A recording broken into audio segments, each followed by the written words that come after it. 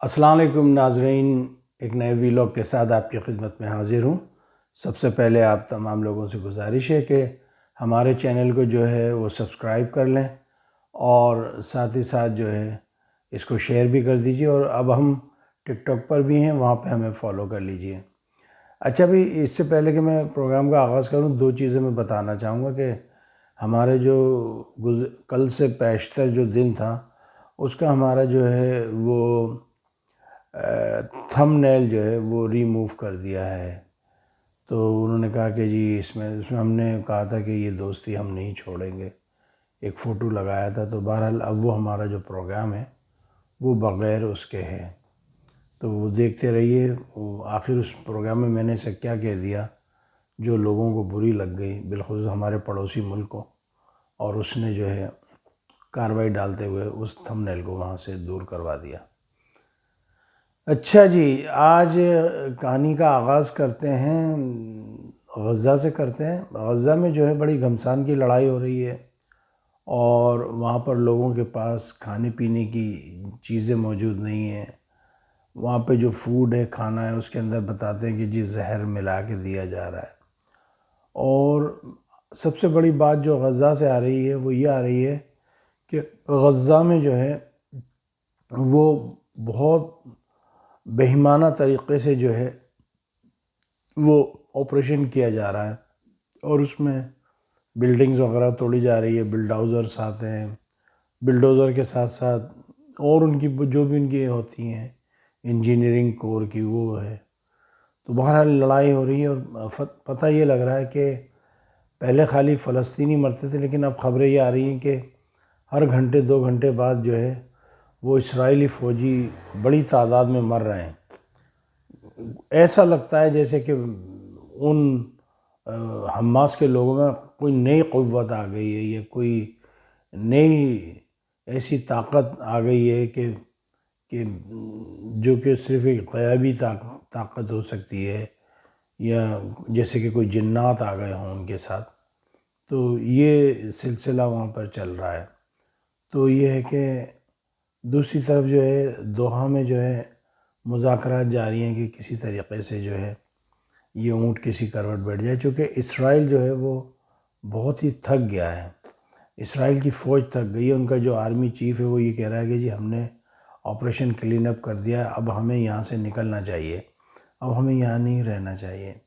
آپ نے دیکھا ہوگا کہ نیتن یاہو امریکہ کے دور پہ گیا، اس نے اپنا دورہ ایکسٹینڈ کر دیا۔ یہ بہت ہی ان یوزول ہوتا ہے کہ کوئی صدر ایکسٹینڈ کر دے، پہلے سے اگر پلاننگ ہو تو وہ الگ بات ہے، لیکن کہتے ہیں کہ جب وہ ویکینڈ تک وہیں رہیں گے۔ ویکینڈ کے معنی ہے اتوار تک وہاں رہیں گے۔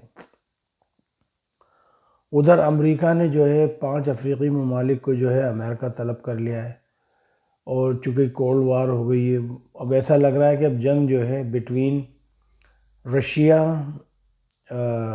اور امریکہ کے درمیان، اور ساتھ میں چائنا، اور ادھر امریکہ کی طرف سے اس کے ہواری ہوں گے۔ اب پہلے وہ افریقہ جو کسی کھاتے میں نہیں آتا تھا، اب افریقن لوگوں کی جو ہے پوجا پاٹ شروع ہو گئی ہے۔ تو دیکھیں کیا ہوتا ہے، لیکن بات یہ ہے کہ یہ جو ہے جنگ جو ہے یہ بڑے پیمانے پہ، یہ تیسری عالمی جنگ ہے۔ یہ کوئی یہ نہ کہے کہ ابھی شروع نہیں ہوئی۔ کیا آپ اس سے شروع ہوں گے جب روس اور امریکہ ایک دوسرے کو ماریں گے؟ نہیں، ایسے ہی پراکسی واریں شروع ہوتی ہیں اور پھر چلتا جاتا ہے سلسلہ۔ وہاں پہ دوسری طرف آپ دیکھیں کہ پاکستان کے بارڈر پہ جو ہے ہندوستان نے اپنی مشقیں شروع کر دی ہیں۔ تو وہ مشقیں جو ہو رہی ہیں تو اس کے اوپر آپ دیکھیں کہ جو پاکستان ہے وہ بھی فلی الرٹ ہے کہ کیا ہوگا کیا نہیں ہوگا۔ ایک ہمارے دوست کہنے کہ جی آپ ہندوستان کو قصوروار ٹھہراتے ہو، پاکستان کو نہیں ٹھہراتے ہو یہ۔ تو میں نے کہا بھائی پاکستان میں کوئی بات ہوگی تو ہم کریں گے نا، اب ہندوستان میں تو ہمیں کتنی چیزیں ہم کیا کیا بتائیں، جبکہ پاکستان میں تو ایسی کوئی خاص چیز ہمیں نظر آ نہیں رہی ہے، سوائے یہ کہ تم پراکسی وہاں پہ کروا رہے ہو بلوچستان کے اندر۔ تو یہ چیز ہے۔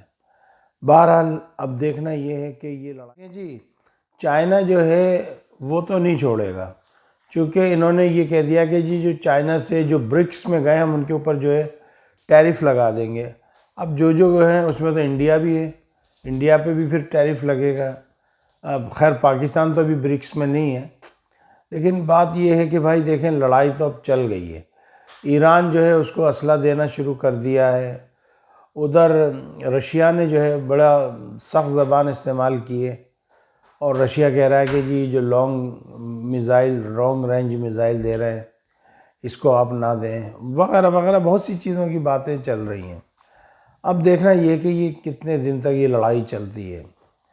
اچھا جی، دوسری طرف یہ آ جائیں کہ یہ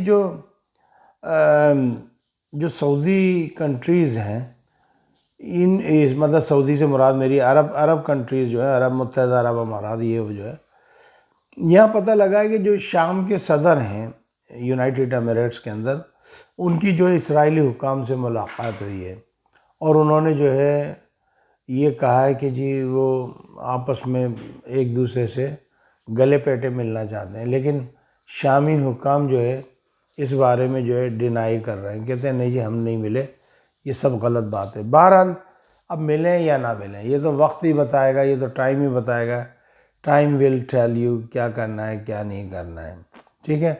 ادھر پاکستان کی جو سیاسی پوزیشن ہے وہاں پہ لے دے ہو رہی ہے، کوئی کہہ رہا ہے کہ زرداری کو صدارت سے ہٹایا جا رہا ہے چونکہ ان کی طبیعت ٹھیک نہیں ہے، وہ آج کل شہد بہت زیادہ پی رہے ہیں اور ان کی دوائیں جو ہیں وہ زیادہ بڑھ گئی ہیں۔ اب دیکھیں جی ہمیں تو نہیں پتہ اب وہ شہد پئیں یا دوائی پئیں، جو بھی پئیں، بہرحال تم ہی لے کر آئے ہو، تم ہی نے صدر بنایا ہے، تم ہی نے غم دیا ہے، تم ہی نے درد دیا ہے، تم ہی دوا دینا، ہمارا کیا ہے، اب دیں دوا جو بھی ہے۔ شہباز شریف جو صاحب جو ہیں ان کے بارے میں بھی بڑی متضاد خبریں آ رہی ہیں ان سائڈ اندر سے۔ پھر جیسے میں نے پچھلے دنوں بتایا تھا کہ پاکستان کے جو یوٹیوبر تھے ان کو جو کہا تھا کہ جی ان کے چینل بند کر دیے جائیں گے، ابھی تک میں نے جو پاکستان سے اطلاعات حاصل کی ہیں ابھی تک تو چینل بند نہیں ہوئے، تو دیکھتے ہیں کب بند ہوتے ہیں، لیکن ابھی بھی وہ یوٹیوبر جو ہے بآسانی پاکستان میں دیکھے جا رہے ہیں۔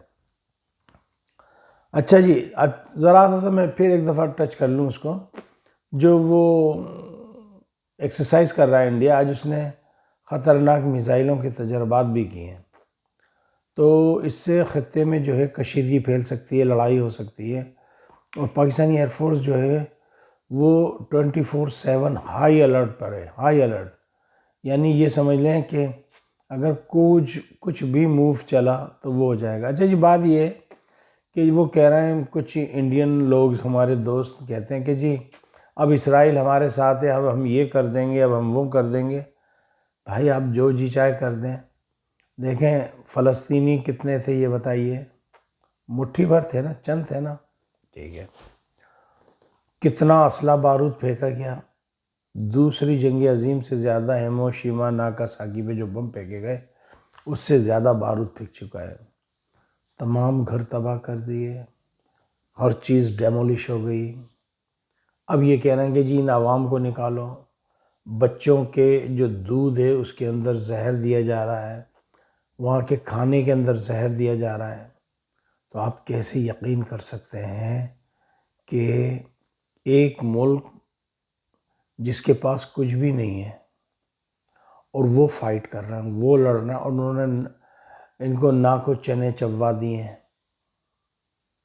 تو آپ جسٹ امیجن کریں کہ ایک جوہری طاقت جس کے پاس میزائل ہیں، جس کے پاس ایک ریگولر آرمی ہے، جس کے پاس 25 کروڑ عوام ہیں اپنے ملک پر مر مٹنے والی، اپنے وطن سے پیار کرنے والی، اپنے نبی کے حکم پہ مرنے والی، اپنے نبی کا کلمہ پڑھنے والی، تو آپ کیسے اسرائیل جو ہے وہ پاکستان کو وہ کر دے؟ سازشیں تو کر سکتے ہو آپ، سازشیں ہر دور میں ہوتی ہیں، وہ تو آپ کرتے رہیں گے، اس کا تو آپ نہ بھولیں۔ لیکن میں آپ کو ایک بات بتاؤں، مسلمانوں کی ایک کتاب ہے، میں تھوڑا سا بس پھر ختم کروں گا بات کو، مسلمانوں کی ایک کتاب ہے، اس کو کہتے ہیں قرآن مجید والفرقان الحمید۔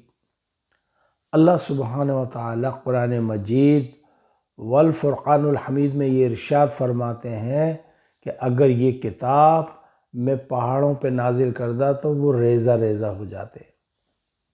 کیا ہو جاتے؟ ریزہ ریزہ، اگر کتاب پہاڑوں پہ نازل کر دیں۔ اللہ کا آپ دیکھیں کہ کتنا احسان عظیم ہے کہ اس نے انسان پہ یہ اپنی کتاب نازل کی. ٹھیک ہے، آپ کبھی بھی ہمارے قراء کو دیکھیے گا، قاریوں کو، قاری کی جمع قراء، ہمارے قراء کو کبھی بھی دیکھیے گا، جو قرآن پڑھتے ہیں وہ بار بار پانی پیتے ہیں، بار بار پانی، بار بار پانی.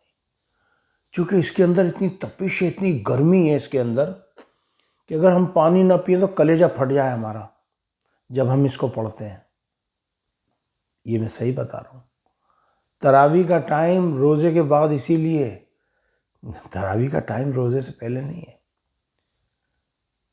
سلطان صلاح الدین ایوبی نے کہا کہ دیکھیں اس قوم کے اوپر قرآن نازل ہوا ہے، یہ قوم قرآن پڑھتی ہے، ان میں گرمی رہتی ہے، ان میں ایک جذبہ، دہشت، لڑائی کا وہ رہتا ہے.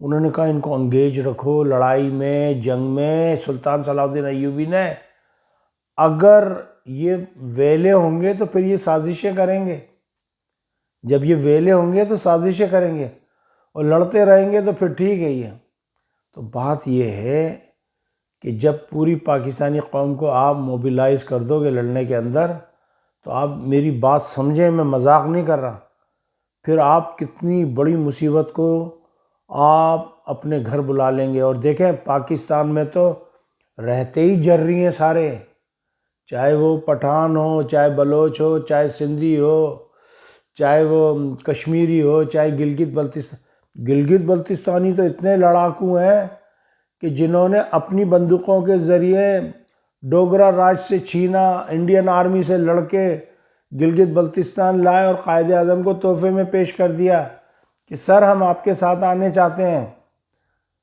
کوئی فوج کوئی نہیں گئی ہماری، نہ ہمارا کوئی قبائلی گیا وہاں پہ. سارے گلگت بلتستان کے لوگ، سلام پیش کرتا ہوں گلگت بلتستانیوں کو. صحیح ہے. تو میرا کہنے کا مقصد یہ ہے، تو ہم سے پنگا نہ لے، نہ اسرائیل لے، نہ آپ لیں. آپ خوش رہیں، ہم خوش رہیں، ہم بھائی بھائی ہیں. دونوں ملک پیار محبت سے رہنا چاہیے. ہمارے رشتہ دار ہندوستان میں رہتے ہیں، آپ کے رشتہ دار پاکستان میں رہتے ہیں. اور اگر نہیں یقین تو آپ سندھ میں آ کے دیکھیے کتنے ہندو بستے ہیں، آپ پنجاب میں جا کے دیکھیے کتنے ہندو بستے ہیں، آپ بلوچستان میں جا کے دیکھیے کتنے ہندو بستے ہیں، آپ کو پتہ لگ جائے گا. تو بس میرا کہنے کا مقصد یہی تھا کہ پیار محبت ہونا چاہیے، لو ہونا چاہیے، لڑائی نہیں ہونا چاہیے. ہم ہیٹ کسی سے نہیں کرتے، ہم لو سب سے کرتے ہیں. یہ ہمارا نعرہ ہے، اور ہمارا دین اسلام، اس کے معنی ہی پیس ہے. مجھے اجازت دیجیے گا، اپنا خیال رکھیے گا. پاکستان زندہ باد، افواج پاکستان پائندہ باد. السلام علیکم ورحمۃ اللہ وبرکاتہ.